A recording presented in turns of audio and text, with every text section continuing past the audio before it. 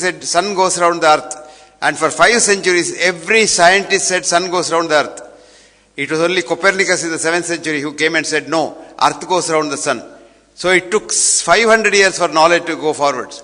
May I now request our chief guest, Professor M Hegde, for the convocation address. Professor Hegde is an alumnus of KGMC, a renowned cardiologist, a medical scientist, and a prolific writer. He is the recipient of the prestigious B.C. Roy Award and the Padma Bhushan. His humility and empathy for suffering has earned him to be popularly addressed as the people's doctor.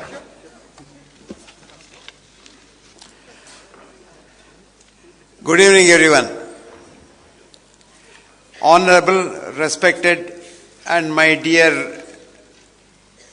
friend and governor of Uttar Pradesh, your Chancellor, Ramnath ji, your Vice Chancellor, an eminent cancer specialist, Professor Bhatt, the dignitaries on the days, off the days, members of the press, the distinguished faculty members present here, the graduates, the proud graduates it is your day today, and their parents, members of the press, ladies and gentlemen, invited guests if any.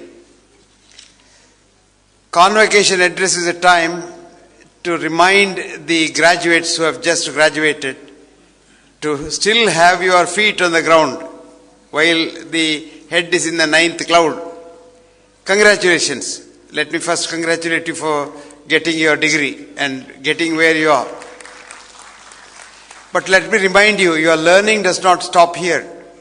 Getting a degree is only a license to learn more, especially in medicine, because the data now says new data pours into medical arena 7% per month. So if you don't study for 6 months, half of what you know has changed and you don't know which half it is. That's the problem. That's the problem with most of us. So you have to keep on studying till you die. The only time you stop studying is when you go under and or probably get burnt. The question is, what is this all about? What are we doing? It is time now occasionally to look back and take stock of what the profession is doing. And if you look at it today, the profession is nothing to really write home about.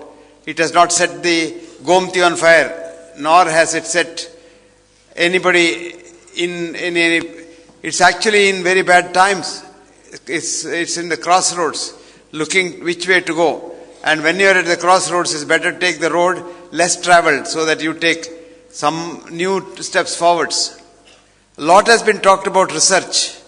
But let me remind you, my dear friends, that an audit of the best journals in the world, the so-called best journals, quote unquote, has shown that 97% of the research data that is published there is not worth the paper on which it is written. Because what is research? Repetitional research. This is what we do. We repeat what others have done. That's called repetitive research, which is of no consequence at all.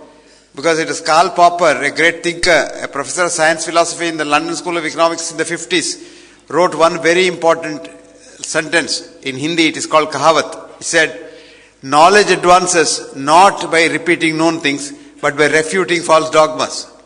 It's only then that the knowledge goes forwards. And none of our research, not even one paper in the Indian journals that I know of, has taken knowledge forwards in any field, especially in medicine. I'll give you an example. 127 AD, Galen wrote that the liver pumps blood. For 1500 years, remember that? 1500 years, every professor of medicine, every researcher, everybody, every journal wrote that liver pumps blood. It was only in 1628, a thinking, ordinary, practicing doctor in London, who was not very busy, but he was curious about the world, seeing a small fire hydrant, thought that the blood comes and goes from the heart. So he wrote De Motu Cordis in 1628. William Harvey was his name. And for writing that, he was to be killed. Because if you oppose the great people in those days, you were either killed, poisoned, or sent into the mental hospital as a madman. So Harvey was to be killed. So some of his friends said, run for your life. So he ran out at darkness and walked up to Calais and took the boat, went to France and was hiding in Germany for 1 full year. When the king called him back and said, look, your ideas are accepted, come back. Those days, you don't get an honorary degree or a PhD from the governor. You get the king's accepting it. Then it becomes what is called thesis. Thesis is the pedestal on which the theory is kept. Hypothesis is something which cannot be kept up, so it is kept down under there. So the hypothesis becomes a thesis when the king accepts it. So the king accepted that, and William Harvey's de motu cordis, heart pumps blood. It took 1500 years in any area. Ptolemy in the 2nd century said sun goes around the earth, and for 5 centuries every scientist said sun goes around the earth. It was only Copernicus in the 7th century who came and said no, earth goes around the sun. So it took 500 years for knowledge to go forwards.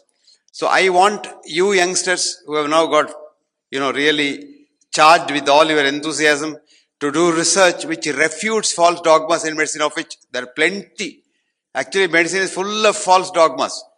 Demolish them one by one. Then people will be happy.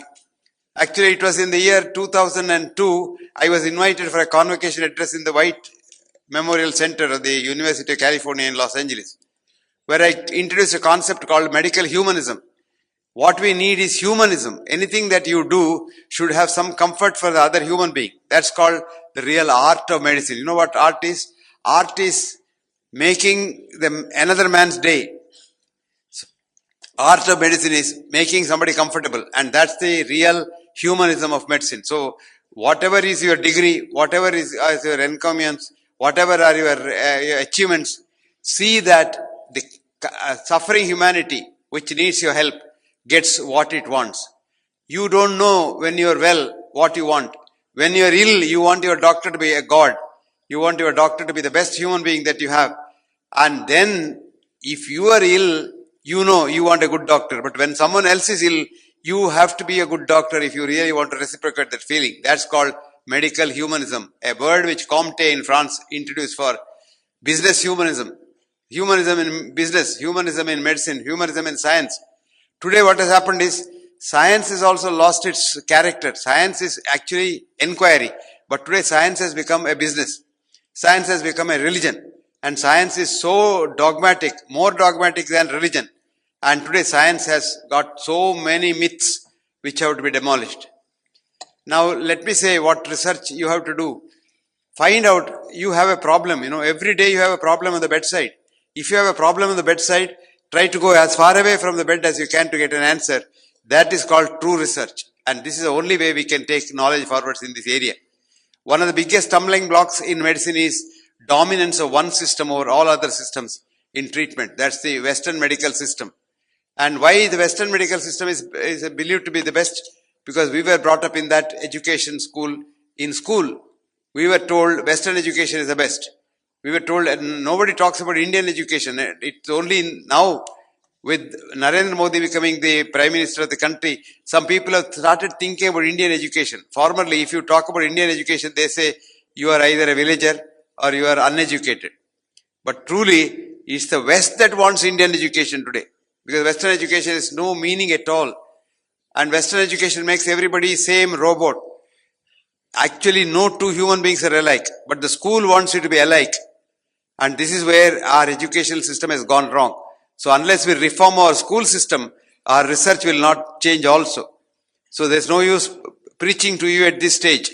I should go and tell the primary school teachers what the child must be taught. To think, T-H-I-N-K. Actually, you'll be surprised. I started what's it called? Travel, TLC, travel, Leave to Think, LTC, Leave to Think Club, when I became the Dean of the Medical School. The membership is for a person with a curious idea, he becomes a member. And then, if he has a curious idea, we give him all the support to do research. And you will be surprised. We got so many good things about it. One boy came up with an idea saying that, sir, why do mosquitoes go around your nose and your face only? Why don't they go around your leg? I said, why? Because they like carbon dioxide. And I said, so what? I said, sir, I'll get a small little device which generates carbon dioxide. Keep it in the room so it attracts all the mosquitoes and they can be killed so that the man or the woman can sleep comfortably without mosquito bite. Because today we have all chemicals, you see in the television chemicals. These will kill. Somebody said, oh, machcharon ka yamaraj hai. Then I told that man, oh, manushyon ka bhi yamaraj hoga, because it is the same biological cell that the man has also got. So they are as bad. But this is a great idea. This carbon dioxide is a great idea. Then he also said, sir, this neem oil repels mosquitoes. I said, how do you know? Let's do some research. So we had rats, 2 sets of rats, shaved them clean and put them in the cages with a lot of mosquitoes. One of them we smeared with neem oil, and you would be surprised, there is not a single mosquito bite on the neem oil mosquitoes. So these ideas come when you only allow people to think. If you don't allow them to think and think like anything else and what is in the book, vomit it out and mug it up and then get the first rank. Then we say, oh, he's a great boy, he's first rank, he's second rank, he's gold medalist, he's this, he's that. Congratulations. But then it's only mediocrity. You are competing with others. Real excellence comes when you compete with yourself. You must try to be better tomorrow than what you are today. That's called excellence. Mediocrity is competing with others. I am first in the class. So if you are first in your class, you may be last in the whole country. So it doesn't mean anything. It's only mediocrity. So we are only encouraging mediocrity in this country now. Now that's not good.